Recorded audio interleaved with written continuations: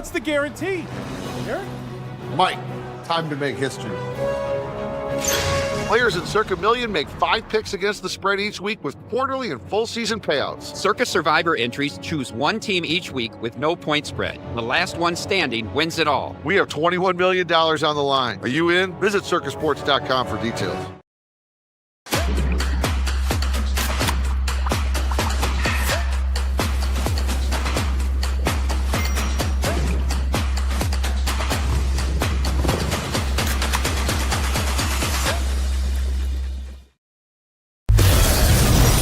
Leistikow, Scott Dochterman, the two biggest Hawkeye and Big Ten beat writers, together on one show. GameDay Men's Health proudly presents Legends and Listeners. Best enjoyed with an Easy Eddie from Big Grove Brewery.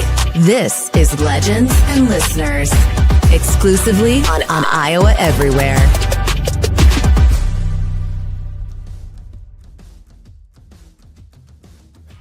Hey, Hawkeye fans, Big Ten fans, and Iowans everywhere. Scott Dochterman's got his football. I don't know if he's going to throw something at me here or what, but Legends and Listeners, live today on this Monday morning.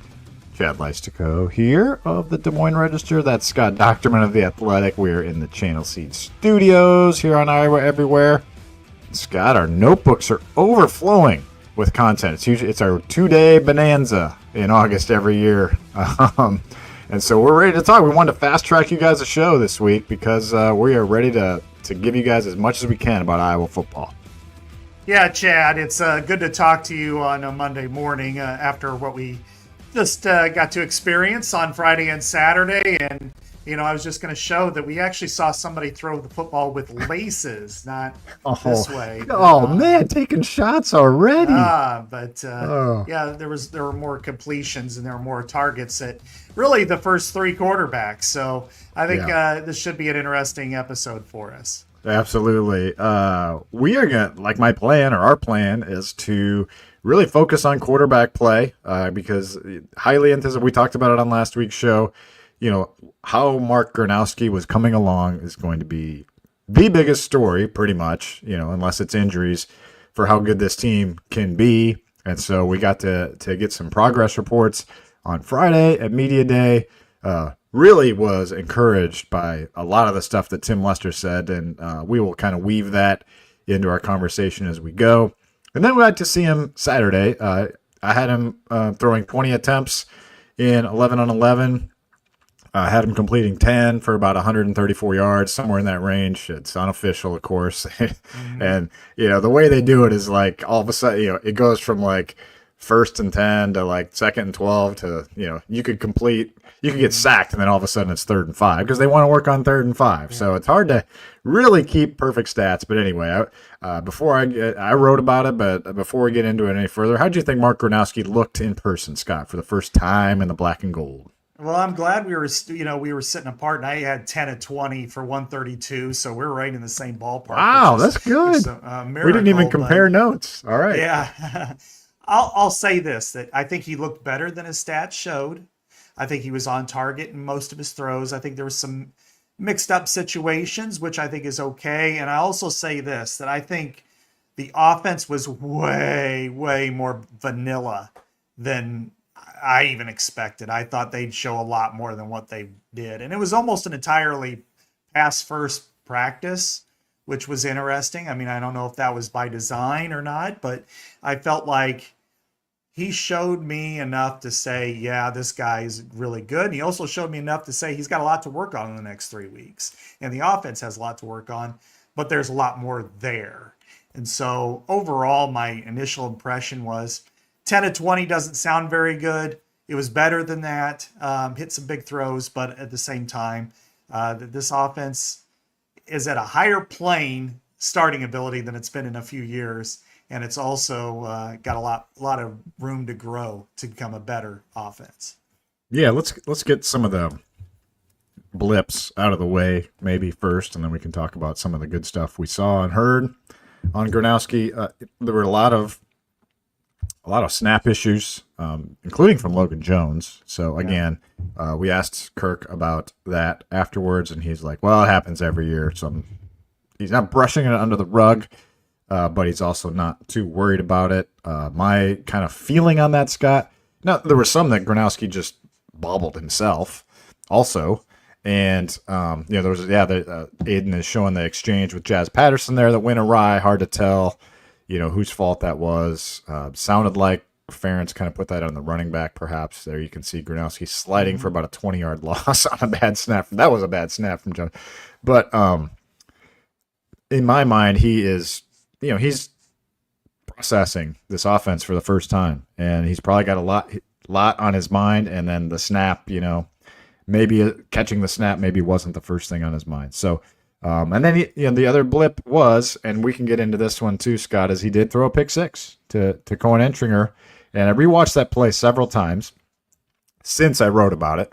And to me, so it was a screen pass to Addison Ostrenga on the left. And it was basically like, one of those reads where, they're trying to leak him out and get him, you see it in the NFL all the time, those little looping screen passes. And if it works, the running back or the tight end runs for 20 yards untouched.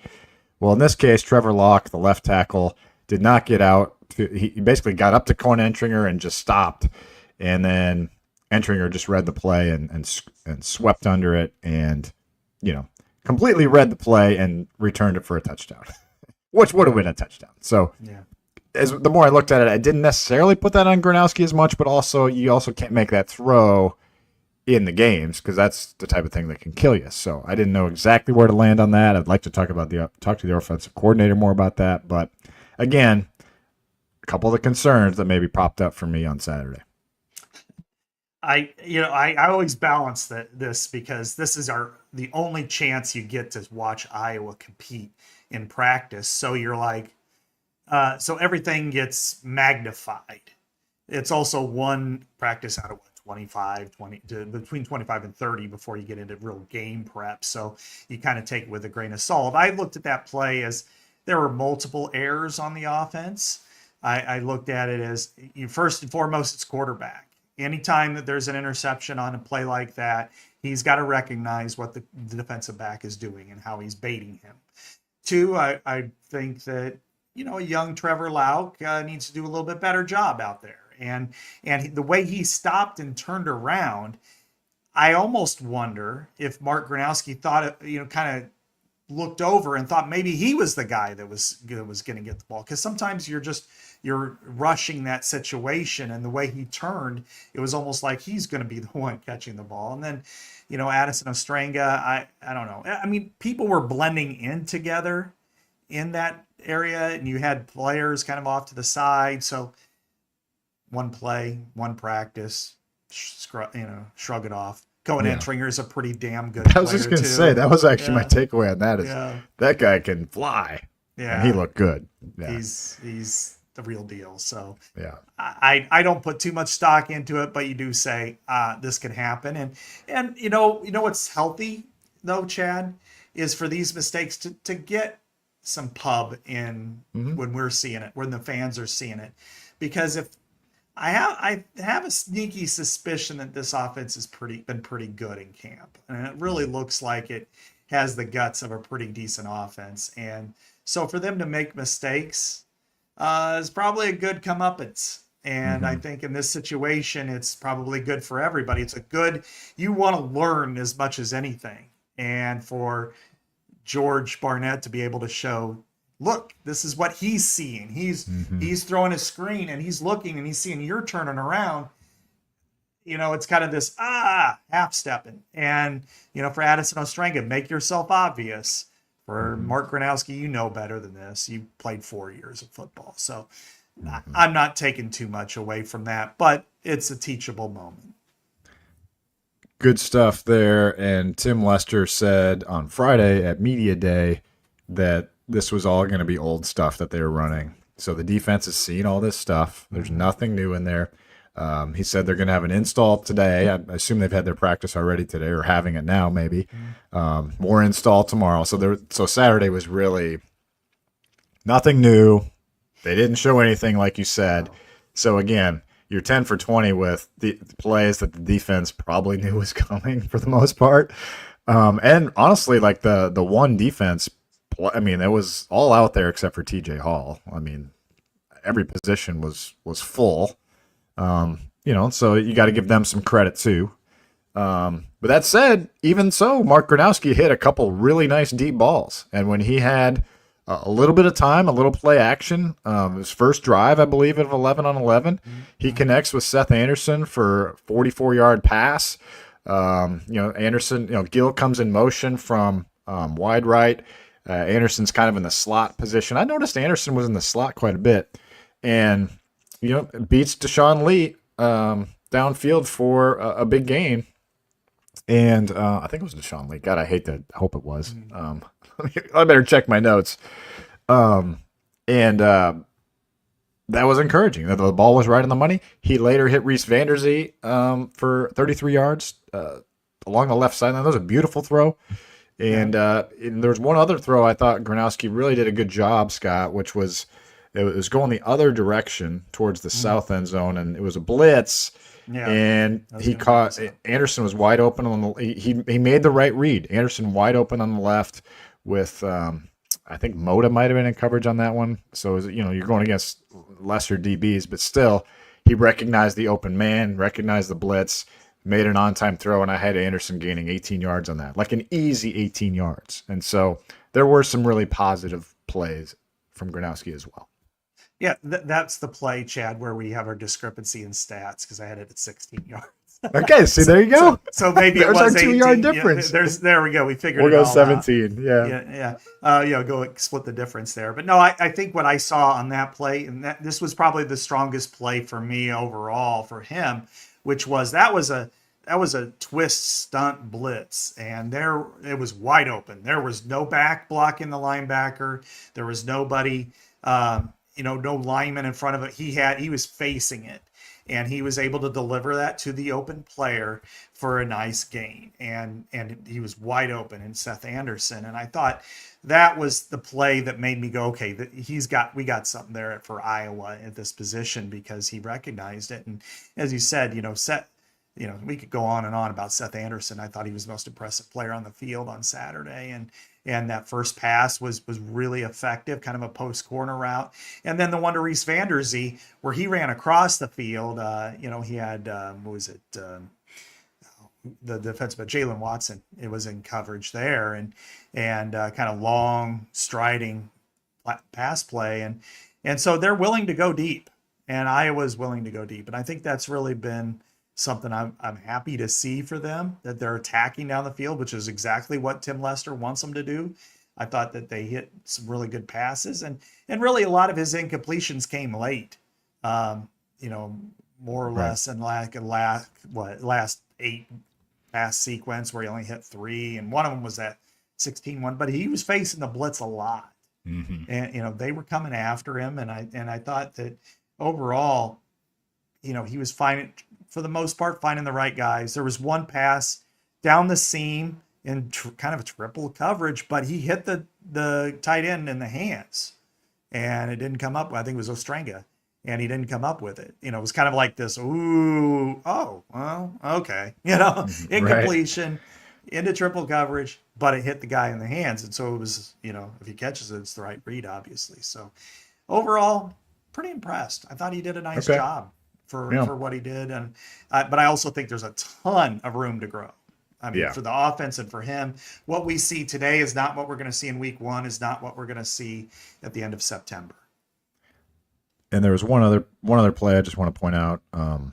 It was early. It was like a fade route to the right corner of the end zone, and Jacob Gill probably should have come up with the ball. It was a really nice throw, a potential touchdown throw, and it was a tough catch, but he didn't come up with it. So, that would have improved Gronowski's stats as well. And Ferentz even said after, there were some drops, Scott. Across the board, there were drops from all quarterbacks. And Ferentz, I thought, had a really strong quote afterwards talking about, the quarterback isn't going to put the ball right in your lap every single time. You got to go up and make tough catches. So I thought that was a good challenge for this, receiver group that's gotten some love. This wasn't across the board. It wasn't their best day, but I agree with you that I thought Seth Anderson looked like the guy we thought he might be when he transferred here. And if he can be that, he looked good after the catch too. I think it was on that 16-yard or 16 to 18-yard you were talking about. He had a little bit of wiggle after the catch on that, and I really liked him. And if he's healthy, that was one of the guys when I had my Bud Meyer. We had him on the podcast for the whole show earlier this summer, and that was one of the guys. He said, really got a lot of speed. Kind of. It gave me the Amir Smith-Marset kind of vibes because they got him playing some Z, but I saw him a lot in the slot on Saturday too. So it'll be interesting to see how they use him. Let's go to what they said about Gronowski on Friday, which I thought was really encouraging. The thing that stood out to me the most was Lester saying that he's changing protections. And he's like, we didn't do that once last year. He goes, I gave him opportunities to change protections, but he never did it. And in practice already, he's able to read, and it's everybody. It's everybody because you can't change the protections if nobody's on the same page. So This is everybody moving along. So it's not just an indictment on the quarterback, but that is so key in this Shanahan offense. If you can change protection, buy yourself some extra time. Lester was really excited about that because that's when, as offensive coordinator, you can be really aggressive. Is if you can, if the defense isn't right for your call, the quarterback can make it right or make a check down, whatever, that type of play. That's why you get Mark Gronowski. Yeah, that's why you have a fifth-year guy who's won 49 games. He's 49-6 in his career and can see that because he'd be in an NFL camp right now. He'd be on an NFL roster if it wasn't for his shoulder, and he looked the part. That was one thing that I took away again from Tim Lester on Friday in particular was when he was asked what stand out to you the most, changing protections, and the fact that he could buy one extra second, which is massive. In an offense like this, you can find an open receiver, and a receiver that's covered can become open. You can get deeper if you need to, or you can find the check down, which can move the chain. So there's so much of an advantage there with him, and I think that's and one thing that they did not show at all really was his movement. Did not bootleg, did not run. Other than I think on that goal line situation early. So it was largely vanilla drop back passing that they displayed. And, there's some work that needs to be done there too. But I think, you got a veteran offensive line. Bo Stevens should be back now. And, in fact, I talked to George Barnett on Saturday and he goes, well, he was cleared to get back in. I just figured we'd hold him out, a couple more days. So, he'll be back probably Monday or Tuesday is what he said. But when you've got Logan Jones and you got Jennings Dunker and you got Bo Stevens, you've got 3 out of your 5 that are guys that are capable of absorbing those changes when you start to talk about changing protections. Yeah, and I think BTN's maybe in Iowa this morning. Yeah, it is. They show tonight. Yeah. Yeah, so that's another little piece of fodder for you guys to check out and get some reviews on. But yeah, no question that the reviews were really strong on Gronowski, Ferentz especially. He's like, I'm all in on him basically after the practice. He talked about during his news conference on Friday about how the day before Gronowski had made some of those third down conversion type of plays that where he's like, whoa, like that's, probably hasn't seen those since maybe 2015, 2016 from his quarterback, making a play with his legs type of thing. So that stuff, again, we didn't see. That's part I'm probably most excited about seeing how much they use him in the run game, how much they use him in the red zone. I think that if you take what Sullivan did last year in the red zone and just kind of put that with Gronowski, I mean, you could have a really effective red zone offense, touchdown red zone offense, which is, that's been part of his game at South Dakota State. That's such a weapon in that red zone, isn't it? Yeah, he had 37 rushing touchdowns in 4 years. So, I mean, he was... that would be Iowa's school record, I believe, right? Right, yeah. 30, he's... for rushing. Ran for almost 2,000 yards, like 1,800 or something like that. So he's very effective in all facets. And he brings a different style than Brendan Sullivan. Brendan was much quicker than anybody really at that position. I mean, he was kind of a wide receiver in his quickness, but Gronowski's faster, straight ahead faster, and he's much bigger and more physical. So that helps you in short yardage, 4th and 1, sneak. You've got a guy who's 235 who can really move the pile if needed. And, when you're running, in his case, he's not going to be able to juke, but I think sometimes Brennan juked too much. He might be able to just get his shoulder pads down and run for a first down and stuff. So we didn't see that. We weren't going to see it. That was behind the curtain. Yeah. And then that's fine, because look at all the videos that we showed there from Tyler, from Elliott, from other people taking all those videos. Lord knows that every single opponent that they're going to play are going through those videos. Yeah, so, fair to say. And they have a ton of analysts doing that. Exactly. Also, if you're looking at videos, Tyler Tashman, my colleague, posted all montages of all 3 quarterbacks, Scott. I heard privately and publicly, I mean, a lot of impressiveness with Hank Brown. Just the command he had in the pocket, really on time, really accurate. His footwork looked really good. That was something that Lester talked about on a different podcast. His footwork was really at a high level, which Lester puts a really high emphasis on that.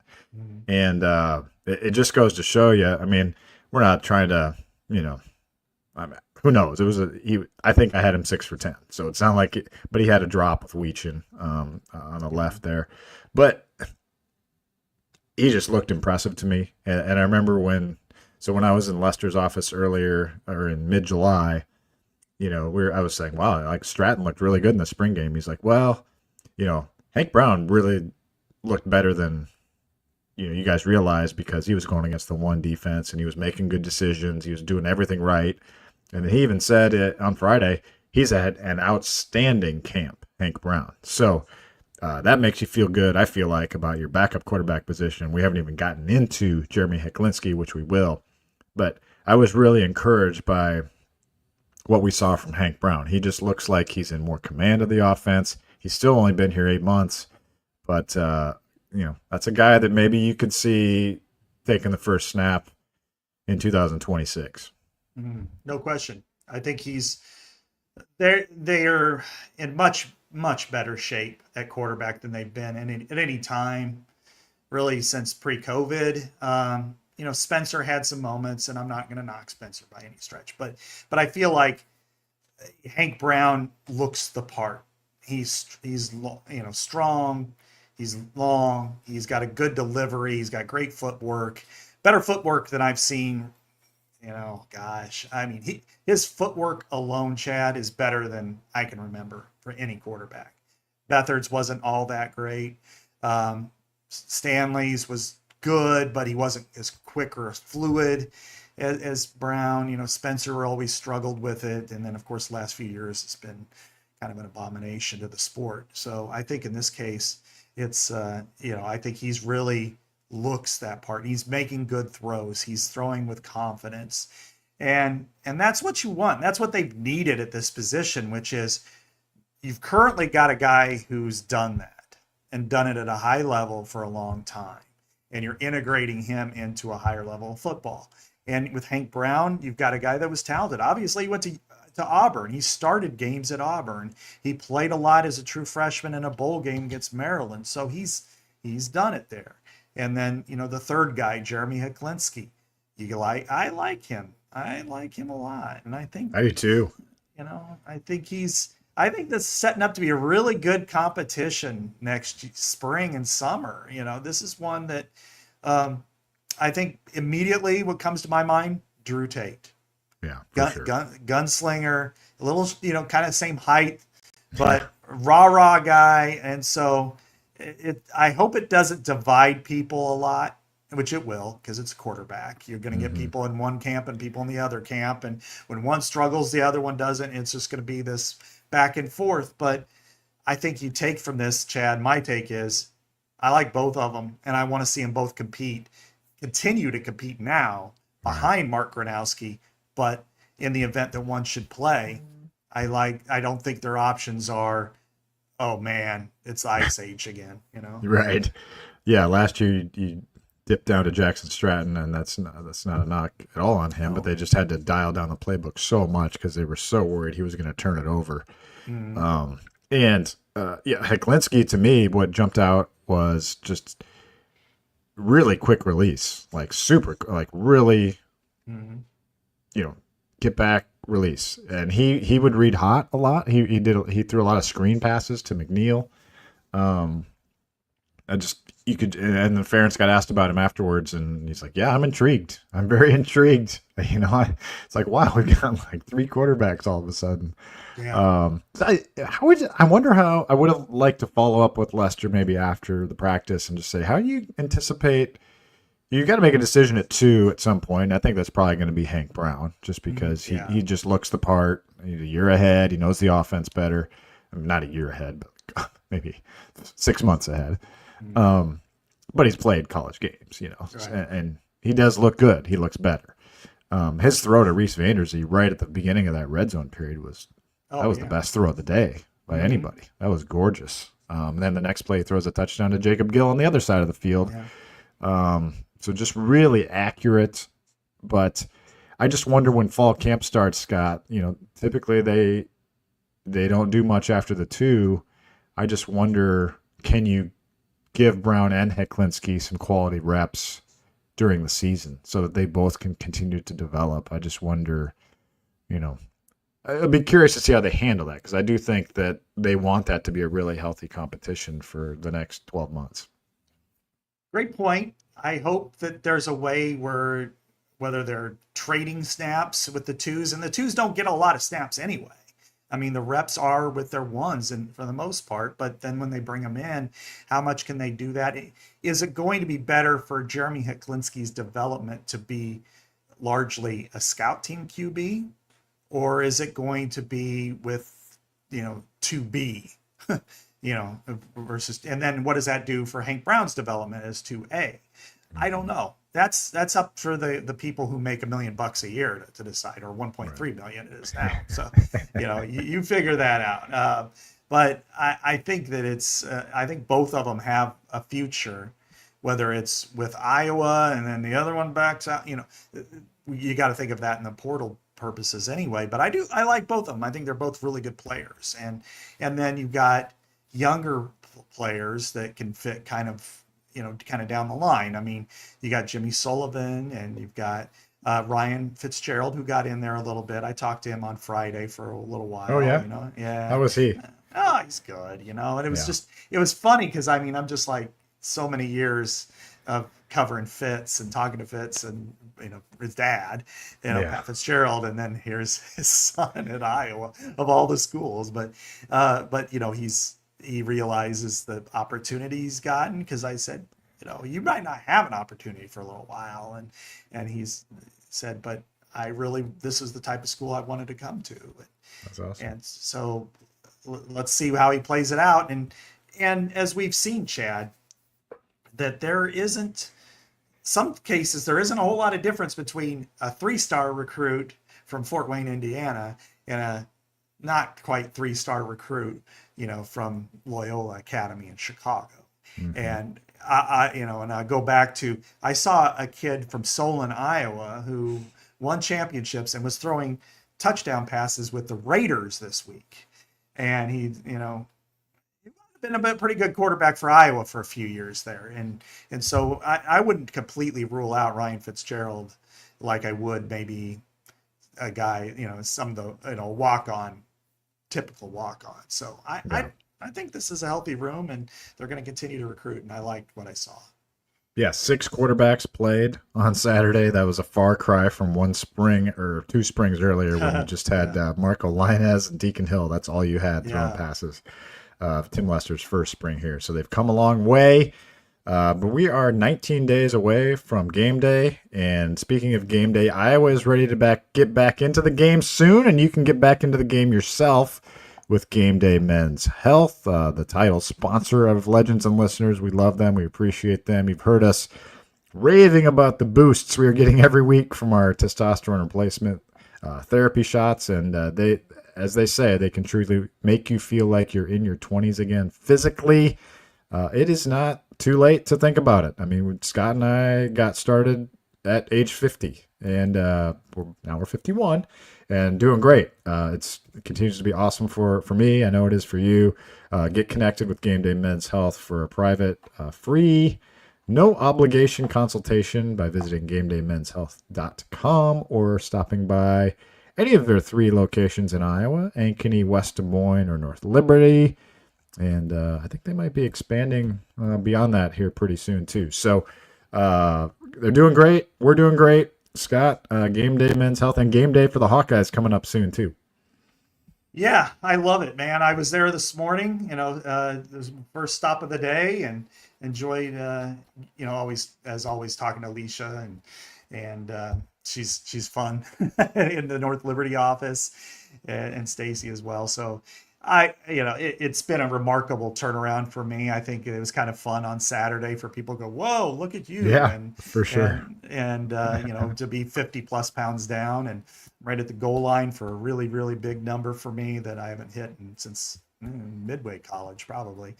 Awesome. So I always recommend going there. You feel better, get more energized. Working out. I can go work out and then mow the yard, or vice versa, and feel like.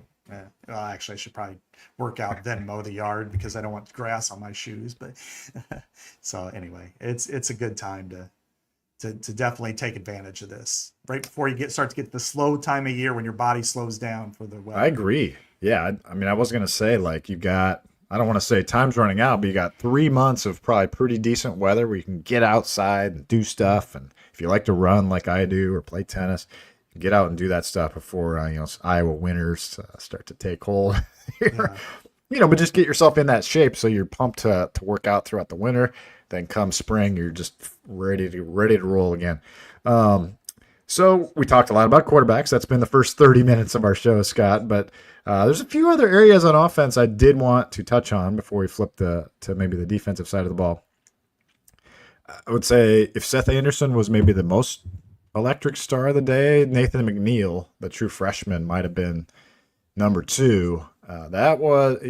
He looked like Akram Wadley out there, except Kirk Ferentz had a pretty interesting little comment. He's like, you know how much he weighs? Let's play like the guessing game. And I think Pat Hardy was like, I don't know, 175. And he was, you look at the roster and it's 203. He's 5'11", 203. I wouldn't say he looks like that on the field, but he moves like Wadley did. And same jersey number, but we remember Akram had trouble putting on weight. I know. McNeil's already there as a true freshman, 203. Man, he did look good, man. I mean, you can't deny that he's got to be part of the plan this fall. In the press box we had Donnie Patterson was in there, and so anytime he's in there and he mentions something on offense, you definitely take root. And he's like, oh, he's got to be at least number 3 now. He kind of mentions to me, and I'm like, yeah, but they've got 2 of their guys out, but I think he's too good not to play. Now, where he plays and how often he plays will be change, but I expect him to get a lot of carries, maybe in weeks 1 and 3, just to see what they have against a defense. And they've done a really good job, Chad, of pulling some guys that you wouldn't expect seemingly out of nowhere. I mean, Kamari Moulton was a Florida Atlantic guy. And all of a sudden, boom, here he is. And Nathan McNeil really caught my eye, and did in the spring too. But you kind of go, well, it's spring football, whatever. Now is a better gauge because you're going against the number 1s, and it's legit. And it's and the way he moves, he's fluid, but he's also got some power to him, and he's able to accelerate through the hole. And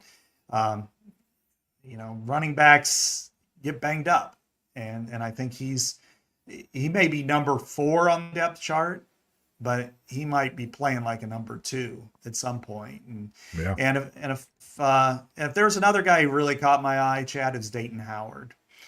He's mainly with the 2s, but he was catching everything, different kinds of routes, outs, ups, and so I thought, with his long, angular, lean, I mean, he's 6'5". I think he's probably a second teamer on the depth chart, but I think he's a guy that could really do a lot of different things. Yeah, I think you mentioned Kamari Moulton and T.J. Washington were both out on Saturday. Yeah. Seemed to be minor, nothing to worry about there. So healthy running back room for sure. You've got depth there. I feel great about Moulton if he's healthy. I mean, he's your number one. Yeah. And then T.J. Washington, with that Alvin Kamara comp from Leicester, he could be a run pass guy. Xavier Williams got carries the other day. Brevin Dahl did. Jazz Patterson, don't forget about him. So they're very loaded at that position. But yeah, I'm interested to see what they do at receiver because a lot of those guys are impressing me. I would say Vander Zee continued to look good to me. Vander Zee to me it was Anderson 1, Vander Zee, Howard were probably the other two. We didn't get to see too much of Sam Phillips, but he was out there for the first time. Weechin, didn't have a catch, I don't think. He dropped one and kind of had a misread on a Hiklinski made a really nice. I think it was Hiklinski. Yeah, had a nice read to him, and he wasn't looking for it. Like it would have been nice. It would have been a big gainer. So he could have been better. Bowie just got back. He's been injured. He had a real nice catch, and then Jacob Gill's still there. You forget about that 411-yard receiver. Yeah, leading receiver from last year. And then we got a little bit of Terrence Smith, and I feel like I'm forgetting one other guy. There's so many of them. I mean, but I still feel really good about that room, Scott. But the one position I would say, unless you want to talk any more about receivers, is left tackle, and that was a concern to me. I don't know if you got to watch a lot of the video, but they're not there yet at left tackle. They're not there yet, and it's a work in progress, and it's that's the one concern that I have on this offense right now. I think Cade Pieper will be fine. In fact, I saw him blow Aaron Graves off the ball on one of the running plays, so I'm like, okay, this guy's got it, and don't worry about him. But I think there's a left tackle. This is a position that's not only going to take all the way through the rest of camp, it's going to bleed into the season, and it might bleed into the season for a while. I mean, it's not okay, we've reached this point, he's the starter and he's going to play. It might take some time. It probably will. There will be a rotation against Albany. There probably will be a rotation against UMass. They'll try to shut the rotation down a little bit against Iowa State just to make sure they've got their guy there. But as of right now, you had Trevor Lauk, who was the opening guy, but Jack Dotzler, who's also played a lot. Bryce George has worked at guard and at left tackle, mostly with the second team. He's behind right now because he's trying to figure out his way. But they're going to accelerate him as fast as they can. And he's had his moments of doubt. He's walked in after a couple of days of camp like, am I doing the right thing? It's like, just, it's okay. Things are going to happen. It's just kind of, how it works out. But, they're going to be pressed. It's going to take a good month, I think, of the season before you find a guy that's maybe going to step up there. Yeah, to build off that, Jennings Dunker is not a candidate at left tackle. They're 100% keeping him at right tackle. Smart thing to do. Mm-hmm. But they've got three guys, like you said. Locke, he's been rotating them each day, he told me, Barnett. So Saturday was the day Locke was number one. Now, today at practice, the BTN guys might see Bryce George there, number one, or Jack Dotzler. One of those guys will be one. And then they've been using Bryce George at left guard as well, which is where he played with the twos mostly on Saturday. Bryce George was the number 2 left guard. And I don't know if you talked to those guys, but I talked to all three of them, and I've got a column coming out Tuesday on the left tackle position. And the one thing that stood out to me was George was, I want to say, I think it's fair to say, caught off guard by the speed of Big Ten play. Like he's that's the thing that has surprised him maybe the most. It's just a lot faster than he was used to, which maybe shouldn't be a surprise. But he was a national champion at Division II Ferris State. So I guess not knocking him at all, but just not like, I think people hoped he would be a plug and play left tackle, and he looks physically put together. Like, I think it's just a matter of getting it. And that's why I think you're exactly right. This is going to go into the season. You remember that comment at Big Ten Media Days where Ferentz said, stuff's going to be playing out for a while into September. I think he's referring to this position.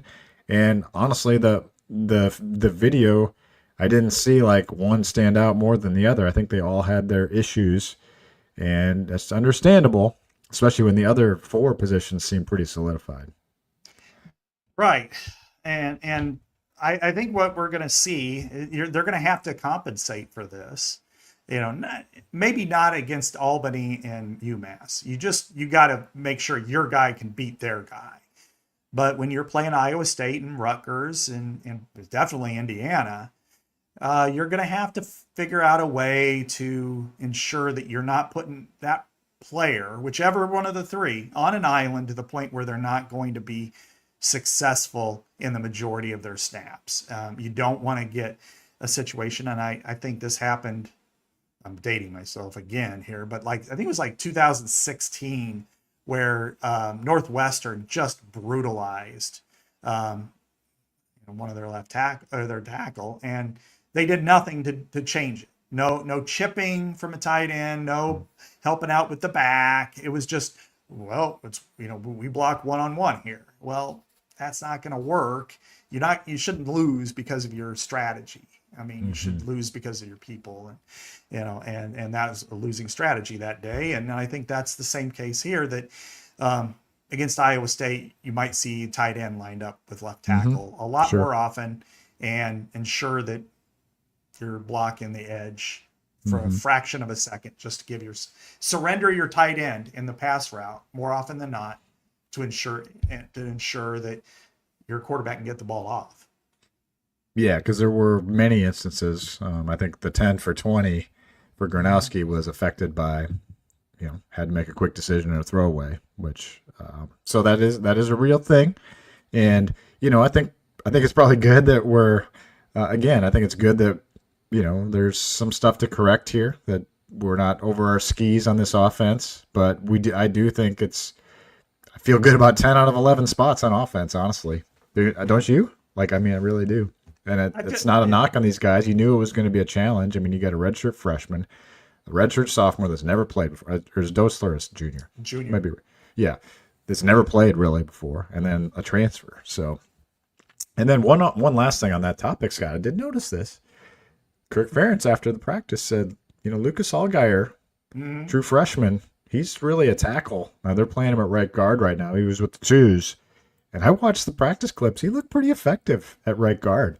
I'm not going to say they're going to start a true freshman left tackle like Peter Gronowski or whatever, but I'm not going to completely rule it out if it goes deep into the season, if he's really doing some things. I mean, we've seen him play true freshman offensive lineman before, and he has got tackle attributes. I mean, Tristan Wirfs did it.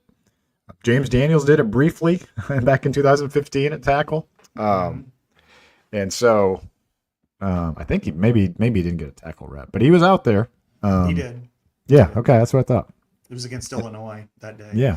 Yeah. I'm not not trying to say he's going to be the guy, but I'm just saying, just keep an eye on that. This little little nugget that Ferentz dropped, that Lucas and Barnett said that too. He's really coming along. Lucas Allgaier. He's been really excited about him. Both of them have been, and George certainly has been. He talked about him in the summer with me, and I think there's an opportunity there. I mean, right now you just want to get him acclimated to everything, and there's hope that Bryce George can push through, and maybe he's the guy. I mean, that's the reason why they brought him in, but there's also that you want to give everybody the fair crack too. I mean, other people have been here for several years, and they expect Trevor Lauk to be a multi-year starter, and maybe it's now, maybe it's not, but at any rate, you want to give him that chance. And I think everybody, when it comes to this, that I think Iowa's in really good spots at just about every position. And for the most part, I think everybody should just relax and drink an easy Eddie with this one, and go to Big Grove. Big Grove is a fantastic place all around Iowa, Cedar Rapids, Iowa City, Des Moines, and of course the OG up in Solon, where Ben McCollum eats pretty much daily, I guess. So The food in their tap rooms is top notch, and again, that's it is. that's due to Ben McCollum. But my favorite beer is still, I'm an amber guy. I like the Oktoberfest, and so I'm on the 1939. But Easy Eddie is clearly their most popular, and I do drink it from time to time because I'm not big time into IPAs, but I do like that one. Citrus Surfer is very popular, and then if you prefer just a straight Pilsner, there's the neighborhood beer, and I still have some here from our app. I had a 6-pack from the day that we broadcast live there in Iowa City, and I certainly am enjoying that one as well. So head on over to Big Grove, South Iowa City, the night before the game. Maybe you're in Des Moines for the Cyhawk, enjoy it there, or Cedar Rapids for the away game against Rutgers on the Friday night. Yeah, one thing I love about Big Grove is they make their places big. I mean, there's a lot of seating over in Iowa City. There's a lot of seating over here in Des Moines. Great place to just catch a game, get an IPA. Whatever. It's awesome. Thanks, Scott. One last thing on tackle. I know we're harping on it a lot, but we didn't get to see these guys as much as run blockers, but I do think from what I've heard that they're more further along as run blockers. So I don't think we're talking. I think I'm more concerned pass blocking wise. This was a heavy pass blocking day, so they might be great in the run. So we'll see. But I was really impressed with Iowa's pass rush. They got a lot of depth at defensive end, Scott. I thought Kenneth Merriweather looked good off the edge. Brian Allen is back, and he looks good. He was lining up inside and outside, which I like that. That's something to follow. I bet he's going to be inside on that NASCAR package, don't you? Isn't that kind of what you're feeling? Yeah. Kind of Deontay Craig was there last year. Yosei Epinesa. I always want to say Iose, but Yosei Epinesa was with the twos at one point. So they've really they're 6 deep at defensive end, and I thought Herkett actually looked really good too. So I mean, Llewellyn, Herkett, Allen, Merriweather, Joseph Anderson was with the twos, another St. Louis kid, Yosei Epinesa. So I asked Kelvin Bell, hey, what's going to, AJ got on the field first game. You guys know that as a true freshman, sacked Josh Allen. What's it going to take for Yosei to replicate that? And he was trying to nicely say, with all due respect, the 2017 depth wasn't as good as the depth I have now. That's fair. That's for sure. I mean, they had good players. Both Nelsons, Anthony and Matt, were there, and they're both on NFL rosters still. But I think Yosei is going to play. I don't think there's any doubt that they're not going to put him on the field. But when you do have these other players who have taken steps forward, and I would say this, left tackle has to block, both Ethan Herkett and Max Llewellyn at times. That could be a challenge. So you might want to avoid that one, although it was more Ethan Herkett the other day and Brian Allen. I think that's something that they've got to be prepared for. But overall, I like the depth there. It's certainly on the edge. I think that, Kenny Merriweather looked like he's progressing. He's a sophomore now. Yosei has the body for it already, just like his brother did. I think he'll get some snaps. And I talked to Joseph Anderson for quite a while on Friday, and I was impressed with him because I wanted to see kind of what his transition has been like. He is tall. I mean, he is legit at 6'6". He kind of reminds me of like Ahmad Wagner, and look and build from basketball back in the day. But, he came to campus at 214, and then it is now 241 or something like that. So he's had to build. And I said, has anybody ever talked to you about like Chauncey Golston? And he's like, yeah, absolutely. That's by kind of the guy he's looking at. But the one thing with Joseph Anderson is his length is off the charts. And that's how he was such a good, triple jumper and long jumper. And when you have that, and now when the body starts to come along and the strength, and you're still got the jumping ability, then that's when it's going to be hard to replicate. He's probably 1 year away, but I'm still skeptical, concerned, interested on the inside. I think Aaron Graves is going to be good, no question. And I know there's been a lot of talk about Bryce Hawthorne. I didn't really see it much on Saturday, but that I don't know if they were hiding him or what. But Will Hubert is coming along nicely. Jonah Pace was in there. I felt like when Iowa did run the football that they ran the way they wanted to, that there wasn't a lot of stop and inside. Now, Iowa's running game is really, really good, but I'm concerned about that. That being said, we'll see how it comes along. What was your impression, Chad? Yeah, I thought Hawthorne stood out maybe more than you did. I was looking, especially when the twos were on the field. I was like, Bryce George, I was like, oh, he's kind of struggling with 96. Who's 96 again? Oh, yeah, Bryce Hawthorne. So, and that was a guy, Kelvin Bell, was like, I think Elliot asked him about Hawthorne the other day on Friday, and he's like, Kelvin doesn't hype anybody up, really. Right. And he was like, yeah, he's really good. Yeah. And so I feel good about that position. And he's got 3 years left. So maybe not the position, but about Hawthorne. I think Hawthorne's a great find. Here's what I wrote about Scott. The top of my 10 observations out of Kids Day. My number one observation, because Tyler wrote about the quarterbacks. All right, I gave him the whole story to write quarterbacks. So quarterbacks was a little bit of what I said. But my number one observation, I want to get your take on this, is that if you look across this whole roster, it's one of the reasons I'm high on this team this year, is their depth at almost every position is really good. Quarterback, check. Running back, check. Wide receiver, check. Offensive line, maybe the best they've ever had. Tight end, probably not, but defensive end, I just listed 6 guys. Linebacker. I'm not going to say they have the top end guys at these positions necessarily. I don't, do they have a star on this team? I don't know. But depth wise, it feels like they're in a really good position. So I'm interested to see what that turns into this year. Like linebacker is a perfect example. Like they are deep, but are they going to be good? Mm-hmm. Yeah, I'm right there. I like the defensive front for the most part. I am concerned about the defensive tackle, but I'm also comparing this not to a good team, but a team that's capable of competing for the playoff. That's where my standard is right now with this team, because I'm seeing other teams, and so I wonder, can they stop the run with effectiveness in their linebacking core and their defensive tackles? And I'm not sure that. I'm not sure that, and I know it's an unfair standard because I can't compare them to, 2 linebackers, each of which had incredible days in their first preseason debuts with interceptions. But, I thought Carson Shire stood out for me. I thought he was probably the best of the linebackers. I'm not, no question.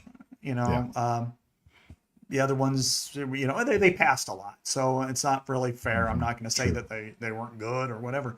But we know what they have in the younger ones, and maybe it's unfair that we're skipping guys that are juniors like Jaden Montgomery and Landon Van Kekerix, who are, seasoned, and they should be ascending as well. So they've got a real thick glut at linebacker, and I want to see how it molds.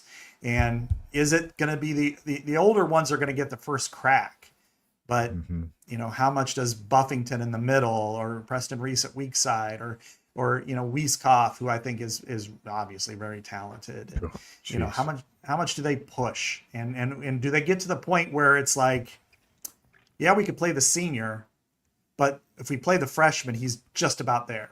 And do you go risk averse? Well, he knows the plays a little bit better versus, he's going to make some mistakes, but he's going to make a couple of wow plays too. And that's always that yin and yang that at every position, and I think on defense. So, linebacker to me is not going to be a finished product for a while. Right. I think it might be a situation in October. It's like, we're going to make a switch. Yep. We're going to move to the younger guy, or God forbid somebody gets hurt. That's what I anticipate happening.